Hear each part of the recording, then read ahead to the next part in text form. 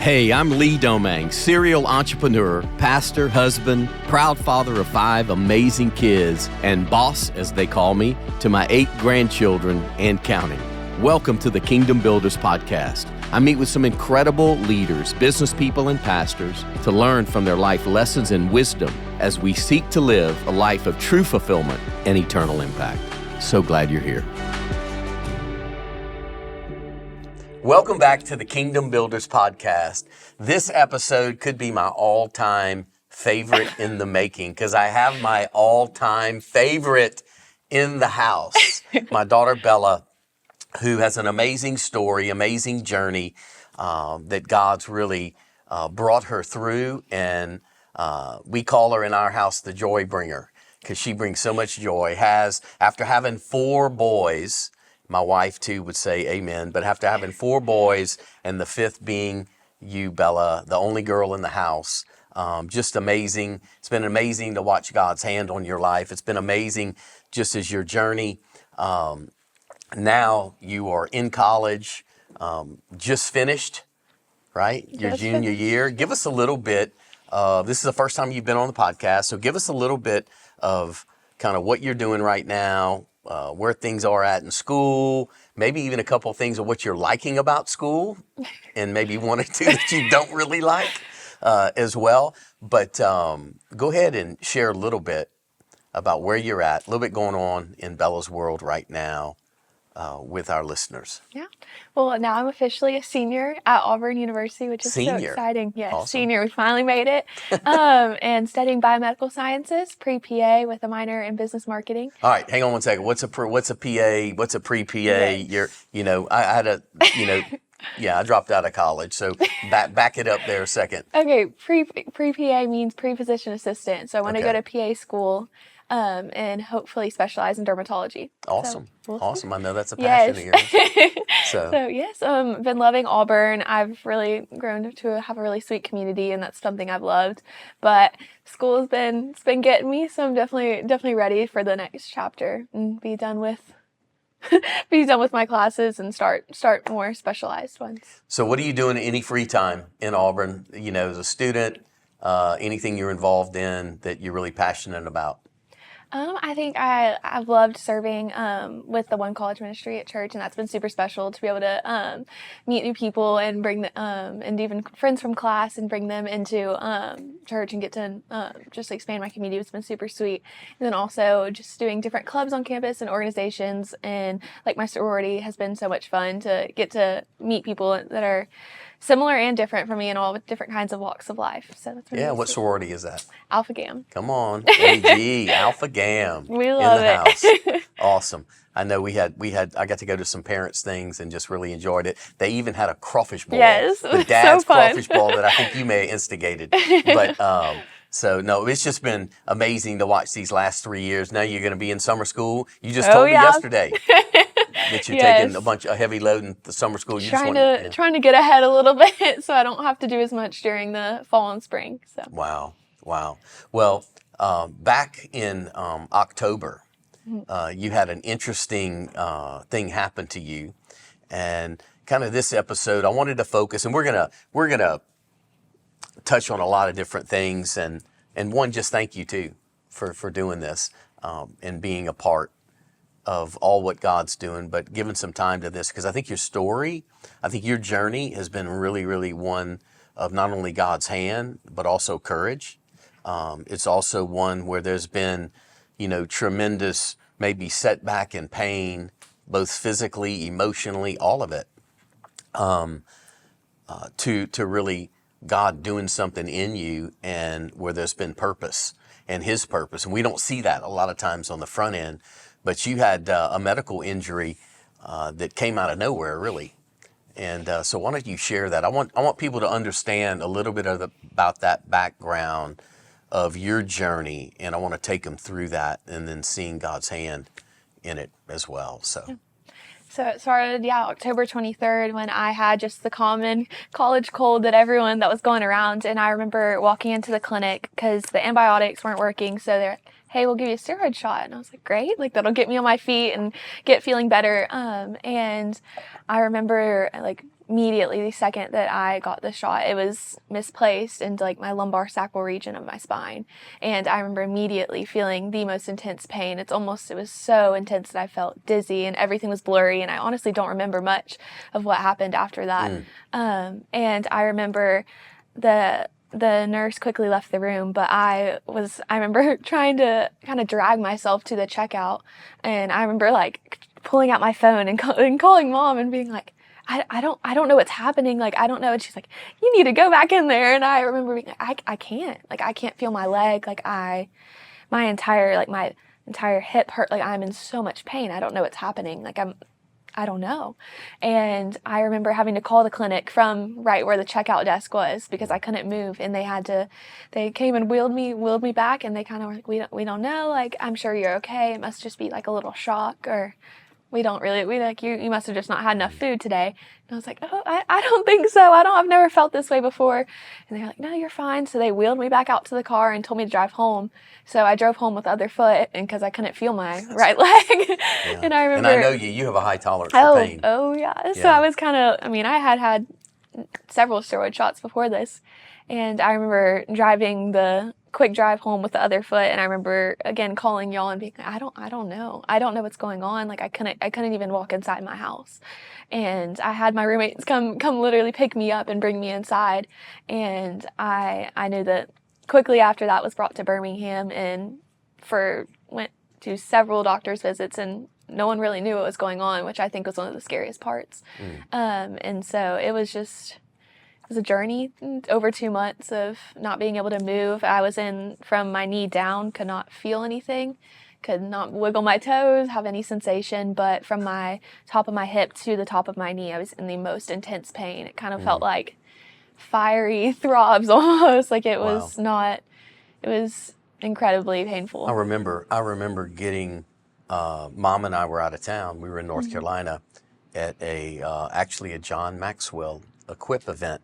And we got that phone call, and and we called Dr. Allen, who's our longtime friend and best family practice doctor in the whole entire universe. But called him, and he said, "No, get her to me." And so I think Sam drove you from Auburn immediately to his office, and I knew it was something that was significant, obviously, because you had lost your feeling, you lost usage of your leg, it was rapidly deteriorating, you were in all this nerve pain. So I knew it was something serious. And but it wasn't until when Dr. Allen saw you that, and I'll never forget this, he goes, and he and I have got over a 30-year relationship. And he's always considered me. He goes, Lee, you have this gift of faith. You can always believe the most and everything. And I'll never forget this. He called and he said, Lee, if you ever had a gift of faith, you need to exercise that right now. And to hear his voice trembling, and he's a physician, right? He sees us every day. But he knew how serious it was. And then it began. So Mom immediately, there were some friends of ours that were flying back. So she flew back with them and immediately. And we're trying to figure this whole thing out. And so we get home and, you're totally incapacitated and in a ton of pain. So tell me a little bit more. So you get home. Dr. Allen says, there's definitely something going on. We got to start treating this. Tell me a little bit about that journey. Like when you find like, wow, what was it? My L5 S1. L5 S1 injury. Yeah. I mean, it was really scary to say the least, because we were having endless like nerve conduction studies, all of these different scans and MRIs and all of these things. And I just remember being like, oh my goodness, like when are we going to figure this out?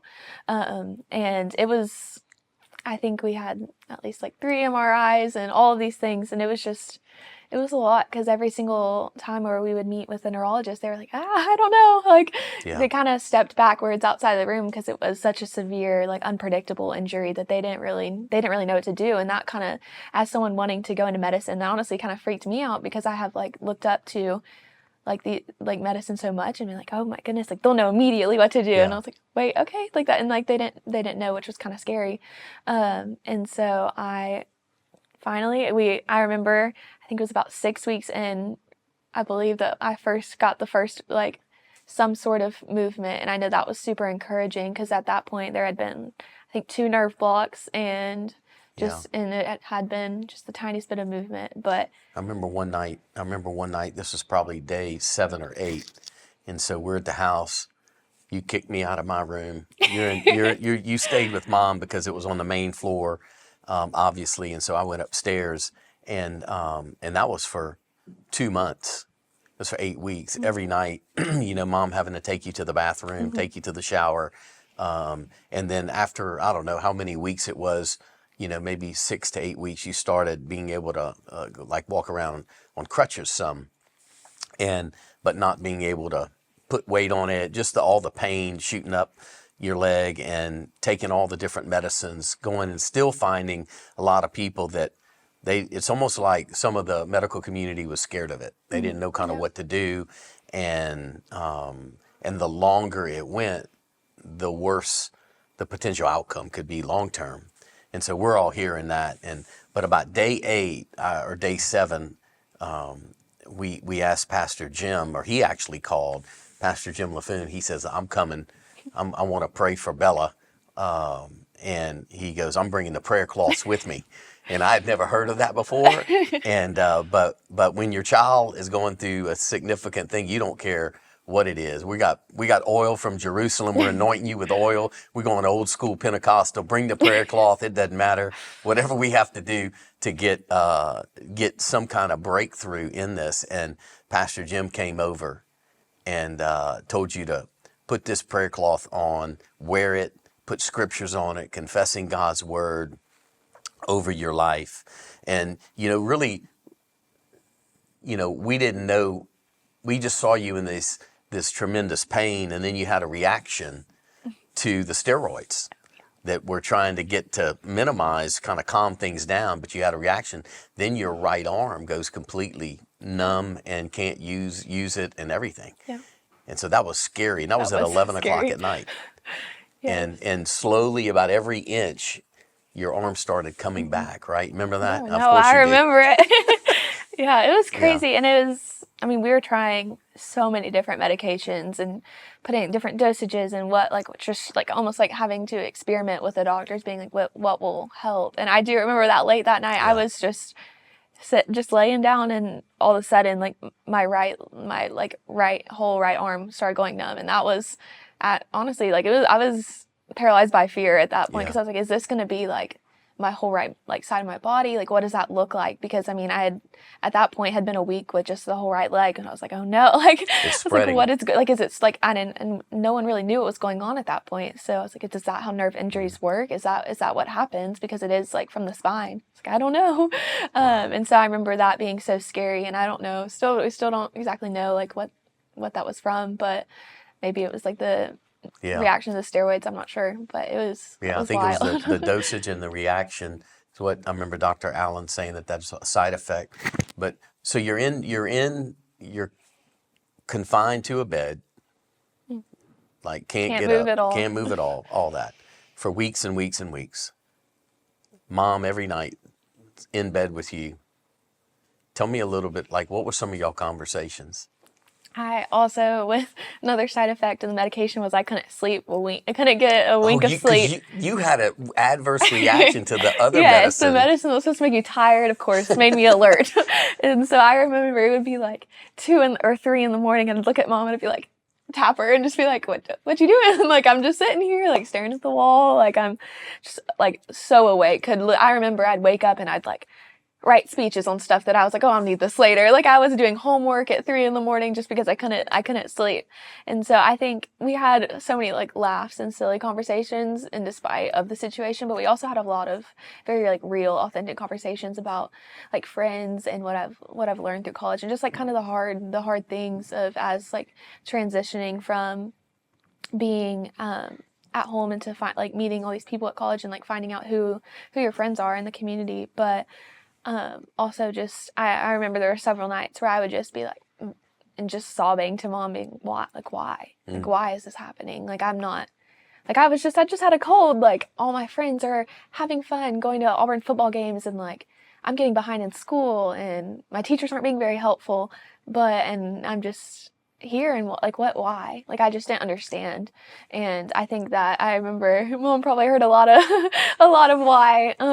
And so, but it was, honestly, looking back, like really, I was so thankful to have her like in my corner, literally, helping me and being able to like process that like verbally and be able to get my emotions out that way. Yeah, no, she's the best. She is the best. She is the best. I remember one night she said, you know, when you would have waves of pain, and she would just, give me your hand, Mom, give me your hand. And you said one time to her, you said, hey, you know, Mom, who's going to want to marry me?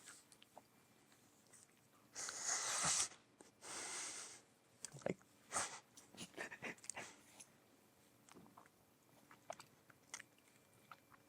that's for real, isn't it? You know, when you're going through stuff, it's easy to go through, you know, certain things, and then life, all of a sudden you get this audible that can just wreck you. But what we found is that God is still in the miracle business.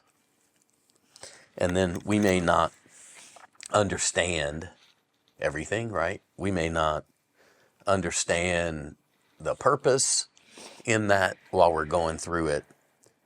But I remember Pastor Jim saying, he goes, you know what? He goes, your daughter has got so many things going on in her life where she's beautiful, she's smart, she's never really had to deal with anything like this. And he goes, God's going to use it. He goes, he's going to use it. You watch how God uses that. And you know, as you were sharing, you're in bed, you're going through all this, all the nerve blocks, all the Medicaid, all the different things, and it's just time just keeps ticking. When was the moment, you talked about 6 weeks or 7 weeks, and then you were able to wiggle, maybe get a little movement in your toes. Tell me some of the stuff when kind of everything changed. Yeah. I honestly, like, I about like week 7 or 8, I was kind of getting a little hopeless. And I know that some of the doctors we had seen had kind of been like, hey, like it could recover in a year, or this might just be permanent. And I remember just being like, okay, like kind of just coming to terms with this just might be how like life looks like from now on. And we'll have to like make changes, like whether that would be dropping out of school or like what would that look like. And I remember mom driving me back to Auburn to go take, I had one in-person final that I had to take, and she dropped me off, and my roommate was going to go drive me to the test. And I remember the night before, like, went to sleep, and I remember waking up, and I was like, this feels a little weird, like, whatever, like, I'm exhausted. I was running on 2 hours of sleep. I was up late studying microbiology. Like, I was probably just tired. And I remember getting up, and I went to go move my right leg, because every morning I would have to pick it up and kind of move it to the side so I could kind of like hobble over to brush my teeth and get ready. And I remember picking it up, and I was like, I can like feel under my knee. Like that's kind of funny. Like I was like, weird. So I pick it up and move down, and I was able to completely stand on my own. And I was like, wow. And I remember being able to completely walk to the bathroom, and I was like, maybe I'm hallucinating. I was like, I don't think this is real. Like, I'm sleepwalking, I'm dreaming. This is when we went out of town. Yes.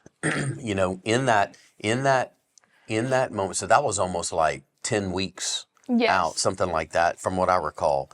And correct me if I'm wrong.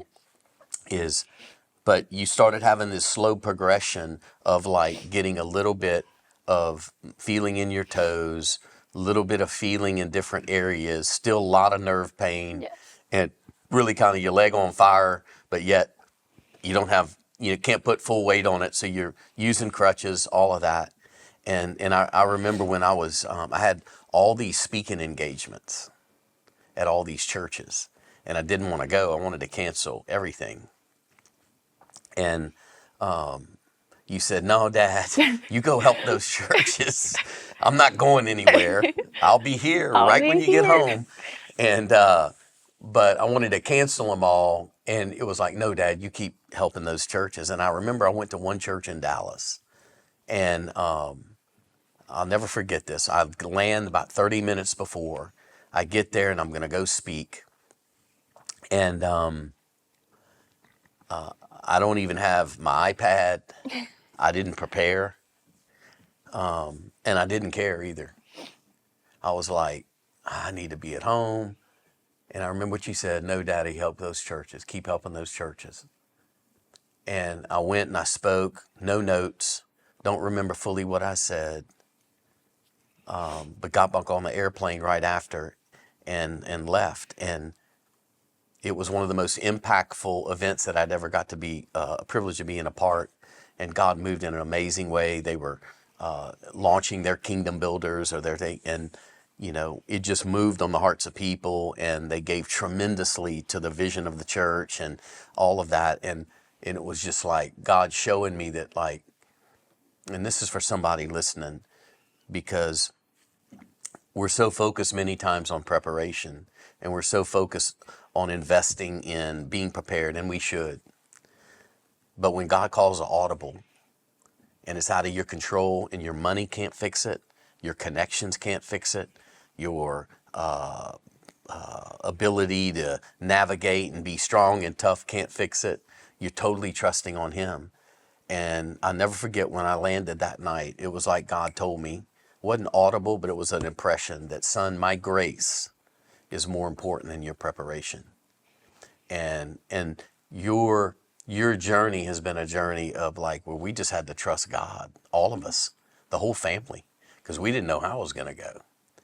And then we went, I never forget, we went to New Orleans, and we went to New Orleans in December, which we always do, and we had this trip planned. So we took a couple of days and went with some other couples. And one of our friends that went is old school faith. Matter of fact, he's pastor of a faith church, is what it's called, and he and his wife, and they were praying, and he's old school, Pentecostal guy, and just believes God to move mountains. And we were driving back in the van, going to the airport to fly home. And he said, I wasn't able to sleep last night. I was just thinking about your daughter. And he just said, "Man, I just prayed, and I just asked God, why can't you heal her now? Why do we need to wait? Like, heal her now." And that's all he prayed. And the next morning you got up and you walked, and we didn't know it because we hadn't gotten home, and you didn't call us to tell us, and you wanted to ambush us. It wasn't a surprise, it was an ambush, because we get home, we go and look on the stairs, and there's the crutches, and you're nowhere to be found, and Mom's freaking out. She runs up to your room, and you come walking around the bathroom, and she screams, "Lee!" And I come running up like, what's happened? And you're sitting there walking. Tell us a little bit about all that, and then why did you wait to tell us? Okay, to be fair, I did think I was dreaming. I thought I was sleepwalking for a good bit. And I was like, oh, maybe this is not real. Like, maybe I'm having like just a lucky moment. I don't know. I was honestly like, I was like, there's no way. Like, because 2 days before, the doctor was like, "Hey, be prepared for this could be permanent." And so I was like, there's no way. Like, there is, like, I just couldn't believe it. And so I remember that after I took out my test, it's imprinted in my mind. I remember after I took my exam, I remember like standing up in the classroom like I just remember like holding my crutches and walking out and not even having to use them. And so I remember that's the first time where I was like, wait, this is real. Like the Lord did heal me. And like Wow. I knew he would. I just didn't know when. And Wow. so I remember getting, and at that point I was almost home. So I was like, I just have to surprise them so I remember just Yeah, it getting. was a surprise. So I remember getting back to Birmingham. And I didn't know exactly when y'all would be home, so I was like, might as well. This is what.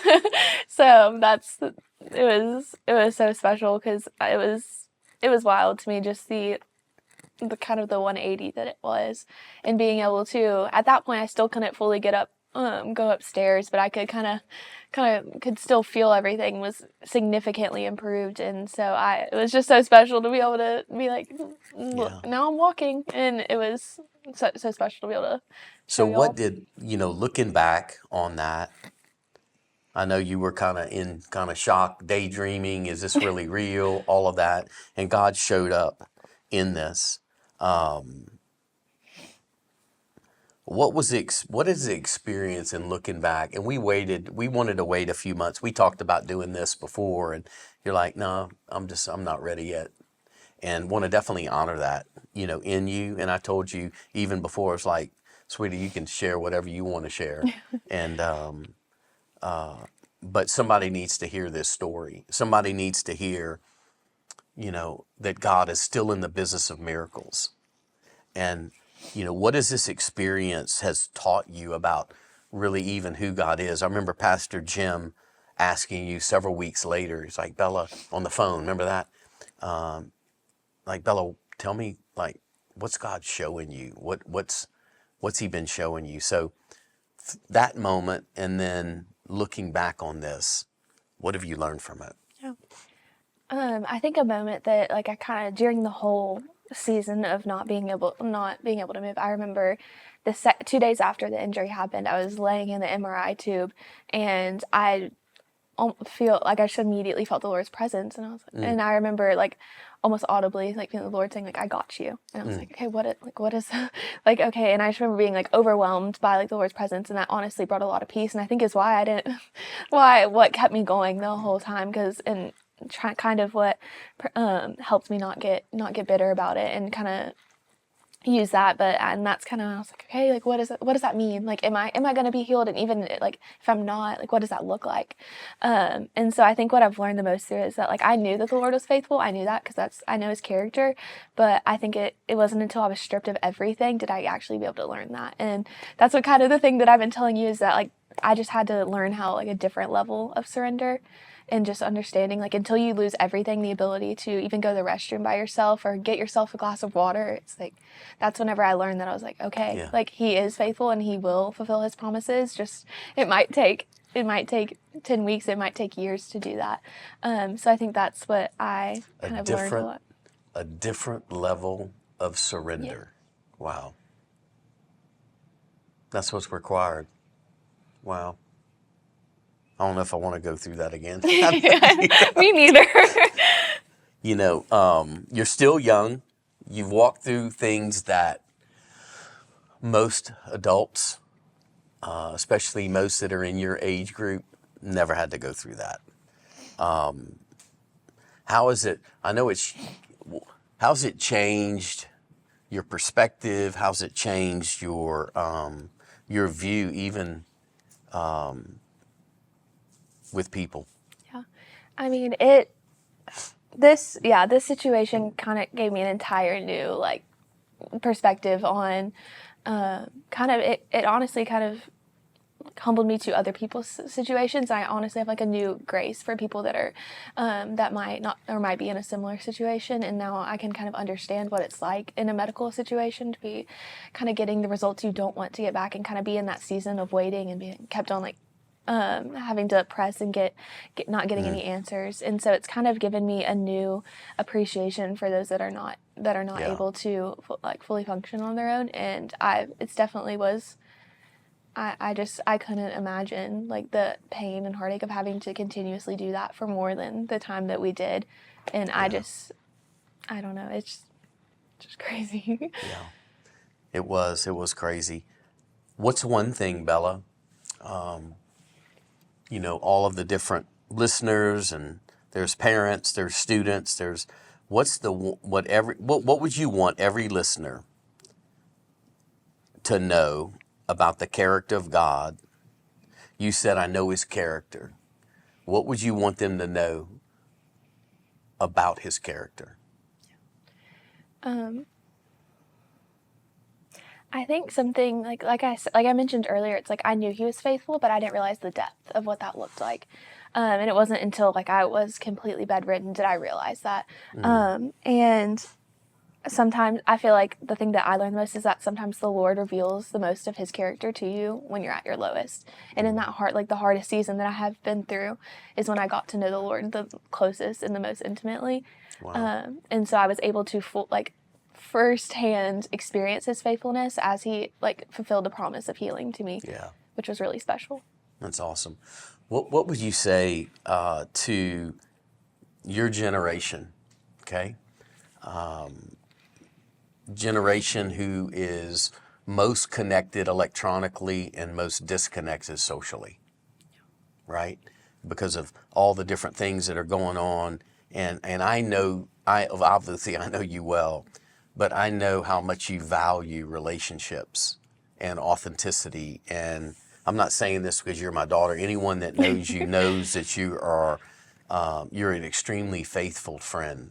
You're extremely loyal. You have high character. And I can say that with the full confidence and those are choices you made. And every parent that's a believer wants their child to own their own faith. But you also want your child to own their own character. And you own your own character. And the choices that you make aren't always the easiest. The choices that you make aren't always maybe the most popular or the thing that would draw people to you. But you're somebody who has tremendous resolve and you have tremendous inner strength to make those hard decisions. And I've watched it in your life over and over. And what would you say to that young person that maybe is going through a tough, difficult time, that's maybe going through, a difficult relational time, a difficult physical time? What would you say to them to encourage them in where they're at? Yeah. I think what I would say is that, as someone who understands what it's like to be in that season of waiting and difficulty, is that as simple as it is, and maybe cliches, that do not give up. And something that was really special that helped me a lot was praying those bold prayers and also inviting people in that you love and trust to be praying alongside you. And I think that was super, super special, that I knew that I had a ton of our family and a ton of our close friends constantly calling me on the phone, praying for me and sending me texts of encouragement. And that was super special to be able to have that, to have people walking alongside me, and that I knew that they were there for me through it all and being prayer warriors on my behalf, which was super special. But also something that I have it written on my mirror after that whole situation, and that I can probably tell myself multiple times a day, is that through those hard situations, even if it's not a medical emergency, and through and I remember even some issues with relationally and all these things, is that I always am telling myself that God, you're good and I trust you. And it's just something that I have had to tell myself, and it's kind of been okay, this is I don't know what this might look like, but this is what I know he's good, and I know that I trust his plan because it's going to be better than mine. And that's kind of how I encourage myself daily. That's awesome. That's awesome. Yeah, I'm gonna have a parent moment here. That is, I remember how when you were little, you're not little anymore, and so, but when you were little, you would sit there. You had one time I came home, and you were like, "Daddy, you're working too hard." And you're working too hard. He goes, and you said this, you go, "Daddy, aren't you the boss?"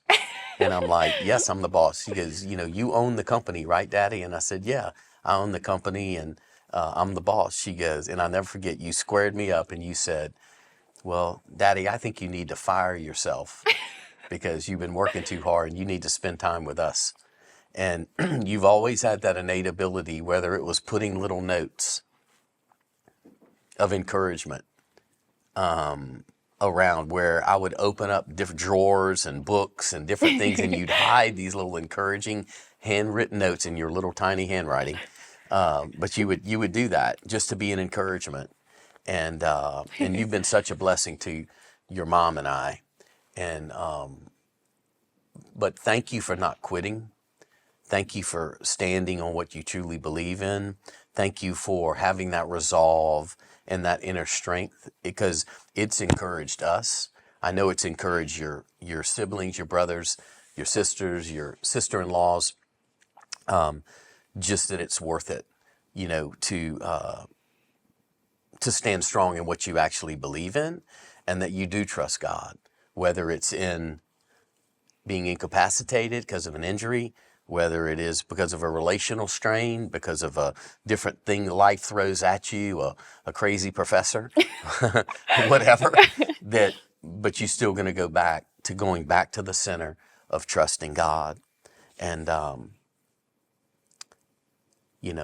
I just want to encourage all the listeners that God is still in the business of doing miracles. And yes, it has a different level of surrender. And I don't know everyone's pain. Everybody has a different pain. They have a different journey that they're going in. But that God's hand and God's favor and God's blessing, that there's purpose in it, if we'll trust Him. And I want you to, honestly, I was thinking about this. I just want to honestly just publicly thank you. Thank you for being vulnerable. Thank you for sharing your story. A lot of people wouldn't. And but something that I do know, as we both trust God, that our story is not for us. Our story is for others. And if we can help one person with that, could be one young college student that's sitting there struggling with different things, that you could shine a little light in with your story, it all becomes worth it. And I just want to encourage all the listeners to tap into that. Is there anything else that you'd want to share in closing?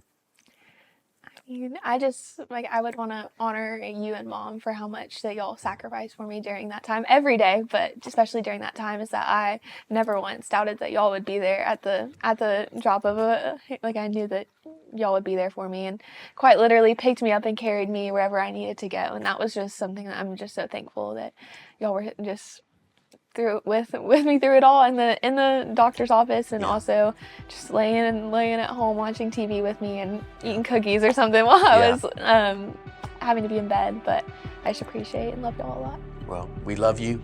Know God's hands on your life. Why don't you pray a prayer blessing over everyone listening? Dear Lord, I thank you so much for everyone listening. Lord, I thank you so much for even the season of life they've in, that they would be able to learn more about you, even your character and your faithfulness. Lord, I pray that you would be able to use my story for ultimately for your glory, but I hope it would encourage someone and give them a little glimpse into what your faithfulness can look like, and that you always fulfill your promises. But I thank you so much for who you are, and in Jesus' name, amen. Amen. Well, thank you so much, Sunshine, for being a part. Thank all of you, too, for joining us on the Kingdom Builder podcast. We will see you next time. Thanks for tuning in to the Kingdom Builder podcast with Lee Domingue. We hope today's conversation has inspired you to live out your calling, impact others, and build God's kingdom in powerful ways. Stay connected with us for more stories of generosity and purpose, and visit kingdombuilders.us for more resources to help you grow as a kingdom builder. Until next time, keep living with purpose and advancing the kingdom.